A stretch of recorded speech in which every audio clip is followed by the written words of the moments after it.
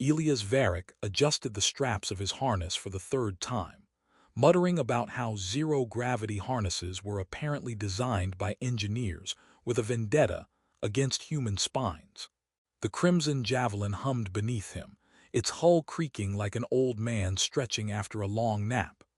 "Honestly," he said to the ship's AI, which responded with its usual clipped tone, "if I survive this mission, I want a medal, a vacation on a planet with breathable air, and a bottle of whiskey that doesn't explode in microgravity." "Noted," the AI said dryly. "Your vacation request is unlikely.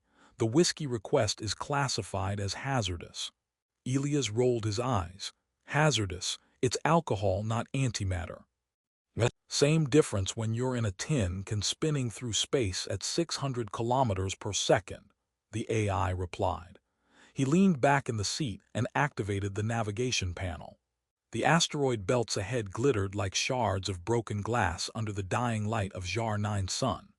The distress signal had been weak, scrambled, and annoyingly vague, which meant Elias was essentially being sent on a cosmic treasure hunt, except instead of gold or jewels, he might find dead aliens or cosmic mold. "Why does it always have to be me?" he muttered.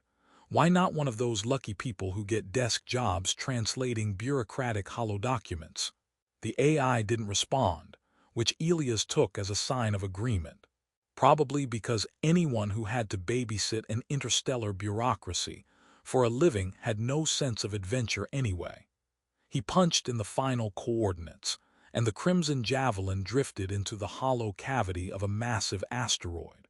The internal sensors showed a small, sleek vessel hidden among jagged mineral formations. Its design was unlike anything Elias had ever seen. Smooth curves, organic lines, and what looked like long, retractable appendages that shimmered in the dim light. "Oh, great," he muttered. "Another alien spaceship that probably has mood swings and a thing for riddles." Climbing down the cargo ramp, he activated his blaster and scanned the interior. The vessel was eerily quiet, lit with a faint blue glow. That's when he saw her, Liara. She stood in the center, unmoving, her long ears twitching slightly, as if she were listening to a melody only she could hear. Her silver-blue eyes caught the light and held his gaze, measuring, teasing, and somehow already knowing all the thoughts he hadn't yet had. Elias froze for a second too long. Hello." His voice cracked slightly, though he tried to mask it with humor. "I'm Captain Elias Varick, professional spacefarer, amateur mind reader. Did you call for a delivery? Because I only brought sandwiches." Liara tilted her head, her ears flicking like cat's whiskers in amusement. "Warrior," she said softly, the words stretching oddly in the silent chamber. "Be honest. Say what's on your mind." Elias blinked. He tried to answer with the confidence of a seasoned human soldier, but instead stumbled. That you have very prominent ears." He grimaced at himself. "No, wait, that sounds invasive. Ignore that. Definitely ignore that." Liara's lips quirked upward in a mischievous half-smile. She moved closer, each step careful and deliberate, her ears swaying as if orchestrating some silent rhythm.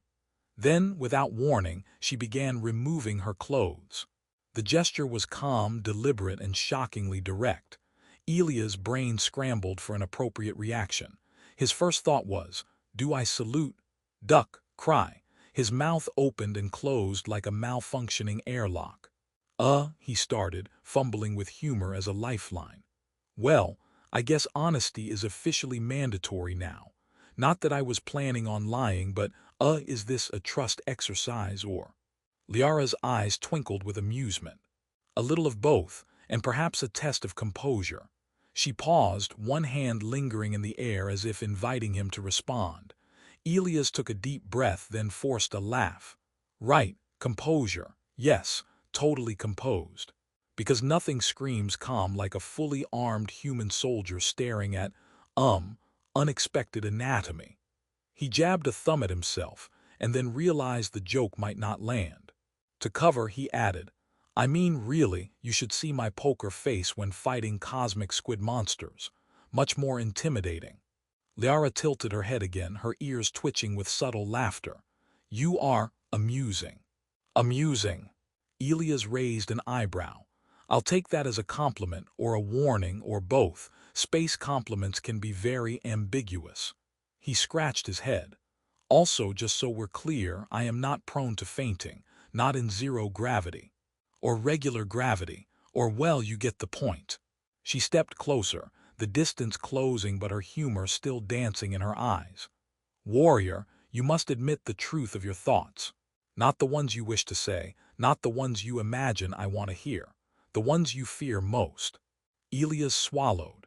The weight of her gaze was oddly grounding. He opened his mouth, then paused, realizing that honesty in this moment didn't require bravery, just absurd courage. Okay, he said slowly, I think you are terrifying, and maybe I also think you're kind of fascinating. And yes, this is awkward as hell. Liara's smile widened. Terrifying and fascinated, that is a start. Suddenly the ship's alarm blared, jolting him. Oh, great. Cosmic timing, Elias muttered. Nothing like first contact and nudity to coincide with imminent death. Classic human luck. He whipped around, eyes scanning for the source. A rogue drone had penetrated the asteroid, its mechanical claws scraping against the hull. Elias grabbed his blaster, muttering, Okay, humanoid intimidation aside, let's deal with metal murder bots. He turned, half expecting Liara to step aside, but she moved fluidly, her ears twitching with amusement, phasing through the approaching drone's sensors and disabling it with a flick of her hand. Seriously, Elias said, raising his blaster in disbelief. You do everything but deliver the evening weather report for free while being naked. You are remarkably entertaining under pressure, she said, her voice teasing as she finally clothed herself again, the movement smooth, almost choreographed. Elias shook his head, chuckling despite himself. Right. So, first honest conversation, second cosmic threat neutralized, and somehow third I'm still alive and moderately embarrassed. Space heroics are ridiculous. Liara's smile lingered. This is only the beginning, warrior, only the beginning. Elias exhaled, trying to regain composure. Well, in that case, let's see what other ridiculous adventures the universe has in store. Preferably ones where I can keep my dignity. And perhaps learn, Liara added, her ears twitching, to be truly honest. Elias groaned, adjusting his harness again. Fantastic. My first lesson in alien honesty comes with partial nudity, sarcasm, and probable death. What a welcome committee. She tilted her head and quipped, You will survive, or at least, you will amuse me. Elias couldn't help but laugh, the tension in his chest easing for the first time since the distress signal. He had no idea what lay ahead, but one thing was certain. The galaxy just got infinitely stranger and infinitely more entertaining. And as the asteroid hummed beneath them, he realized that surviving wasn't just about blasters or space navigation. Sometimes, it was about surviving the absurdity of being human in the presence of someone utterly, gloriously alien. Elias floated through the narrow corridors of Liara's ship, the eclipse veil, gripping the rail as though zero gravity might betray him at any moment. He had survived the initial encounter, had dodged rogue drones, and had endured Liara's unflinching honesty test, nakedly delivered, of course. And yet he found himself strangely exhilarated, if also mildly terrified. Why do I get the feeling, he muttered, that surviving today will somehow feel like a warm-up for something worse? Liara appeared from the shadows ahead, her long ears flicking sharply as she watched him. You are amusingly clumsy, human. I expected panic, not this delightful mix of awkward humor and stubborn pride. Elias tilted his head. Delightful, that's your assessment. I'm hanging onto the rail like a space drunk and calling it a personality trait, and you say delightful. Her smile was all sharp angles and mischief. You underestimate the value of humor under duress. It is surprisingly human. He shook his head, muttering, I'm a disaster disguised as a human soldier. That counts for something, right? You survive, she said, her ears twitching. Therefore you are not a complete disaster, yet. They moved deeper into the ship. The walls pulsed faintly with energy, responding to their presence, and occasionally projecting small, playful illusions. A floating cup of tea that sang when tilted, tiny orbs of light performing a wobbly imitation of human dance.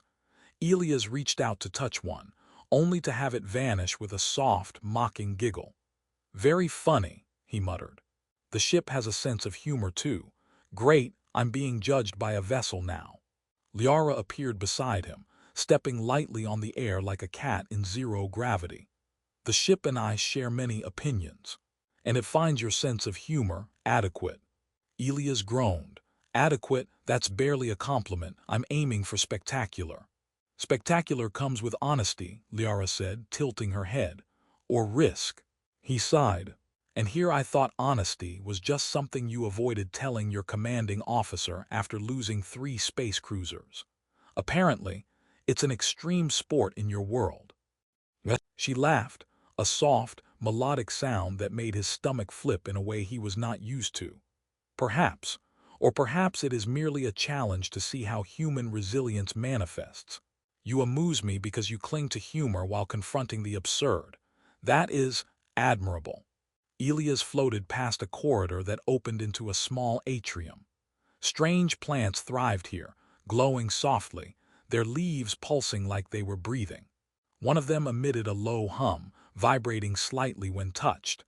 Elias poked it experimentally, causing it to shiver and emit a sequence of musical notes. "Okay, so alien plants have feelings now. Great. Should I apologize, or is that standard?" Liara's ears twitched as she watched him. "They react to attention. You are amusingly sensitive to them. Careful, some of these have moods. They do not forgive easily." He frowned. "Moods. The last thing I need is emotionally fragile flora judging me after I barely survived a robot attack." He floated closer to one particularly tall plant. "Okay, I'm sorry, Mr. Singing Tree, whatever your name is. Happy." The plant shimmered in response, its hum shifting into a triumphant trill. Elias blinked. "Great, I'm winning approval from alien vegetation. My life is really reaching new heights today." Liara drifted beside him, her long ears swaying rhythmically, a clear sign of amusement. "You learn quickly, human, and you do not yet realize how valuable that skill will be." "Valuable in what sense? Am I about to become a space gardener or a plant whisperer?" Elias joked. "Neither," she said, her voice low and teasing. "You will learn to navigate absurdity and danger simultaneously, perhaps even companionship." He choked on a laugh. "Companionship, right? Because nothing screams bonding like near-death experiences and being lectured by a plant-sympathizing alien." Liara's silver-blue eyes glinted. "Bonding is never conventional. It is earned." Suddenly, the ship shuddered. Elias instinctively grabbed a rail, sending himself tumbling sideways. Shuddered. Did we just flirt with a gravity anomaly, or is the ship breaking down again? "Neither," Liara said, moving with unerring grace. "External interference. We have visitors, less polite than myself, unfortunately." Elias groaned. "Visitors? Are these the polite ones who send thank-you notes after ambushing ships, or the kind that demand ransom in cosmic poetry?" "Neither," Liara said with a smirk. "They are raiders, clumsy, loud, and predictable in the ways of aggression." Elias fished his blaster from its magnetic holster. "Clumsy is my favorite. Loud is my second favorite. Predictable. That's just insulting. I can't have a universe that underestimates me." Liara's ears twitched sharply. "We will see. Prepare yourself, warrior." The corridors shifted as she manipulated gravity fields, creating unexpected angles and walls that bent the movement of the raiders. Elias stumbled repeatedly but adapted quickly, discovering that laughter was as important as skill when dodging weapons in zero gravity. "Okay, I have to admit," he said, floating sideways to avoid a plasma net, "this is actually fun. Slightly terrifying, but still fun." Liara watched him with interest, stepping through the air with uncanny grace. "You have a Remarkable capacity for humor under threat. It will serve you well. Or it will serve as my own personal curse, he muttered, dodging another attack with a graceless spin. Nothing like laughing in the middle of being vaporized. One of the raiders floated into an energy field she conjured, spinning helplessly like a cosmic ballerina before vanishing with a pop of displaced matter. Elias burst out laughing despite the situation. Did you see that? I mean, technically he deserved it, but still space ballet. Liara's ears twitched with amusement. You are unpredictable. That is why you survive. And why I find you fascinating. Elias stopped mid-float, blinking. Fascinating. Wait, are we still talking about the battle or me? You, she said simply, and for a moment, even amidst the chaos, her tone was soft, intimate. He swallowed, shaking his head. Great. Here I am, dodging laser-wielding maniacs and being, well, complimented by an alien who phases through walls. My life is officially a sitcom in zero gravity. The raiders were neutralized eventually, thrown into the gravity-shifting corridors like ragdolls. Elias landed clumsily on a platform, panting, arms sore from constant corrections. Okay, he said, adjusting his harness. That was exhilarating, slightly mortifying, and now I need a drink, preferably not explosive. Liara drifted to him, her ears flicking playfully. You are resilient, human. And surprisingly entertaining. Your humor persists where many would falter. That is rare. He managed a grin. Entertaining, huh? I'll take that. Beats terrified or incompetent, which were my other options. Liara's eyes softened briefly, a rare vulnerability showing through her teasing mask. The galaxy is unpredictable. Survival requires both skill and absurdity. You possess both, warrior. Elias exhaled, floating in the middle of the softly glowing atrium. Well, he said, glancing at the singing plants and the calm, teasing alien beside him, if surviving the universe is a combination of dodging death and keeping a sense of humor, then I might actually like this job. She tilted her head, ears swaying, a faint smile playing on her lips. And perhaps you will learn that even in absurdity, honesty and trust have their place. He chuckled, shaking his head. Right. Honesty, trust, dodging death, talking plants, and flirting aliens. Just another Tuesday in space. And as the corridors pulsed gently with alien energy, Elias realized that the universe had become infinitely stranger and far more entertaining than he had ever anticipated. Elias Varick floated in the center of the Eclipse Veil's control hub, rubbing his temples as the ship systems hummed and blinked around him. He had survived Liara's honesty tests, dodged zero-gravity raiders, and even managed to befriend a chorus of glowing, melodious plants that somehow seemed emotionally invested in his survival. And yet, despite the chaos, a certain calm had settled over him, an odd combination of exhilaration and exhaustion that made him feel like he'd been through a cosmic boot camp, with the universe laughing alongside him. Liara drifted in, moving as fluidly as though gravity was a suggestion rather than a law. Her ears flicked back and forth, twitching in rhythm with her amusement. You are persistent, she said, and remarkably adaptable. Few humans survive this long without losing their composure entirely, or their sense of humor. Elias exhaled and floated backward, letting the slight pull of artificial gravity settle him against a console. Adaptable, huh? That sounds like a compliment or a warning, or both. Honestly, I've stopped caring which is which. A soft alarm chimed and Elias frowned. Let me guess, more raiders. Liara's eyes glimmered. Worse. The Galactic Authority has traced our activities. They are insistent. They want me and this ship delivered as their property. Elias groaned, slapping his forehead. Ah, bureaucracy, the true cosmic terror. Forget lasers. Forget anti-gravity anomalies. Nothing terrifies like paperwork from a galaxy-spanning oligarchy. Liara's ears twitched sharply. We can evade them, but it will require improvisation. Improvisation, Elias echoed, gripping a nearby console. Ah yes, my specialty. improvising my way through interstellar life-or-death situations with minimal dignity intact, right up my alley. Together, they devised a plan, combining Liara's alien technology with Elia's human creativity. She manipulated the ship's gravity fields, creating corridors that bent perception, while Elias rigged a series of holographic projectors to confuse pursuing ships. At one point, he even rigged a display to project dozens of dancing holographic vegetables, spinning and twirling with exaggerated precision. "Nothing like turning an enemy ambush into a veggie dance-off," he muttered. "Brilliantly absurd," Liara said, ear flicking in genuine amusement. "Only you would find humor while evading capture." The plan worked better than either expected. Raiders collided with holographic decoys, their sensors overwhelmed by the chaos of spinning vegetables and shifting gravity fields. Elias floated through the chaos with surprising agility, dodging plasma fire while cracking jokes that would have been disastrous in any other situation. "Hey, careful with the broccoli," he yelled as a drone collided with one of his vegetable projections. "I spent hours on that choreography." Liara laughed, a sound that made the whole ship feel warmer despite the cold metallic walls. "Your sense of humor, it is invaluable, perhaps even more than your combat skills."